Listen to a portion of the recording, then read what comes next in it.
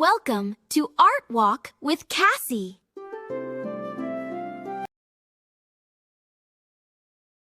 Byzantine art is one of the most important artistic traditions in history, but it can feel unfamiliar at first because it does not try to represent the world in the same way later European art does. Instead of focusing mainly on realism, Byzantine artists were more interested in expressing spiritual meaning. That is why so many Byzantine works include gold backgrounds, still and frontal figures, and a sense of order and calm. These features were not just decorative, they were meant to suggest holiness and make viewers think about the divine rather than ordinary daily life. A major example of this tradition is Hagia Sophia in Istanbul. It was originally built in Constantinople, the capital of the Byzantine Empire, and completed in 537 during the reign of Emperor Justinian I. Hagia Sophia was not just a church, it was also meant to show the power of the empire and the importance of Christianity within it. According to tradition, Justinian said, "Solomon, I have surpassed thee," after seeing the completed building. Whether or not he really said that, the story captures the scale of the project and the image the empire wanted to present. What makes Hagia Sophia so remarkable is the way architecture and decoration work together. Its enormous dome seems to float over the central space, and the light coming through the windows changes the whole feeling of the interior. Instead of making the building feel heavy and solid, the light softens it and gives it an almost unreal quality. This is one reason Hagia Sophia is so important to Byzantine art. It creates a space that feels spiritual, as if worshippers are standing somewhere between the earthly and the heavenly. This helps explain Byzantine art more generally. Byzantine artists were usually not trying to create the kind of realistic depth, movement, or anatomy that became important in the Renaissance. Their goal was different. They wanted to communicate sacred presence, hierarchy, and permanence. Figures such as Christ, the Virgin Mary, saints, and emperors often appear solemn and still. They do not look casual or individualized. Instead, they seem elevated above ordinary human life. Even so, Byzantine art is not emotionless. Its emotional power comes through stillness, radiance, and intensity, rather than dramatic action. Mosaics were especially important in Byzantine art, and Hagia Sophia became one of the greatest places to see them. These mosaics were made from tiny pieces called tesserae, using colored glass, stone, and sometimes gold-backed glass. Because of the way they reflected light, the surfaces seemed to shimmer.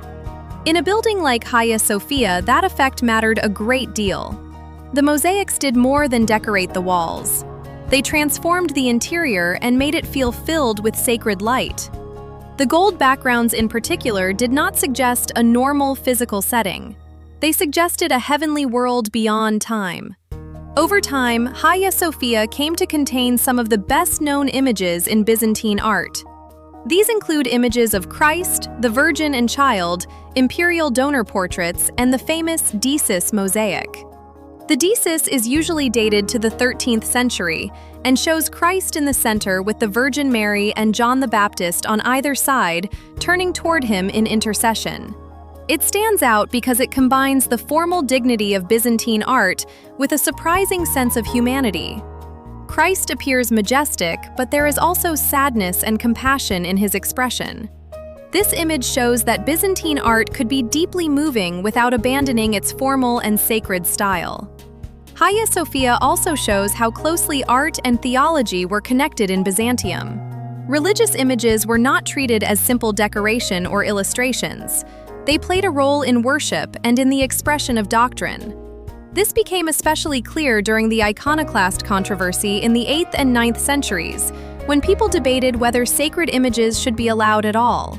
Those who defended icons argued that because Christ became human, he could be represented visually. When icons were restored, it was an important victory for Byzantine religious culture. Hagia Sophia, as the empire's greatest church, naturally became one of the strongest symbols of that victory. The building also reflects the larger history of the Byzantine Empire. Hagia Sophia was not only a religious center, but also a political one. Emperors were crowned there, major events were celebrated there, and imperial authority was displayed there. In Byzantine art, the religious and political worlds often overlap, and this can be seen in images of emperors offering gifts to Christ or the Virgin. These works suggest that imperial power was understood as part of a divine order. Art helped make that message visible. After the Ottoman conquest of Constantinople in 1453, Hagia Sophia was turned into a mosque. This changed the building significantly, but it also helped preserve it. Some Christian images were covered, while new Islamic elements such as minarets, medallions, and a mihrab were added. In modern times, some of the mosaics were uncovered again, allowing scholars and visitors to study the Byzantine layers of the monument more closely. Because of this long history, Hagia Sophia is not important only for Byzantine art. It also reflects Ottoman and modern Turkish history. Even with those later changes, Hagia Sophia remains central to the study of Byzantine art. It demonstrates how Byzantine artists and architects used light, space, imagery, and ritual together to shape a spiritual experience. It also shows that Byzantine art was never just decorative. It was tied to theology, politics, and ceremony all at once. The goal was not simply to make a beautiful building, but to communicate a vision of divine order and sacred power. Byzantine art had a lasting influence far beyond Constantinople. It shaped the traditions of Eastern Orthodox regions such as Greece, the Balkans, and Russia, especially through icons, church design, and mosaic decoration.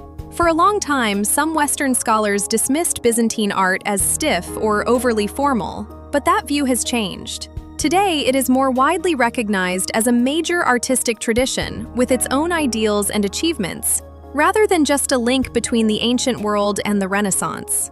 Hagia Sophia may be the clearest example of all of this. It is a building where architecture, light, and image come together to create something larger than any one of those elements alone. It reflects the Byzantine belief that material things could communicate spiritual truth. Through its dome, mosaics, and interior space, Hagia Sophia shows what Byzantine art was trying to do at its highest level. Not just represent the sacred, but make people feel close to it. So much for today. I'm so glad you could make it. I'll see you soon. Take care. Bye.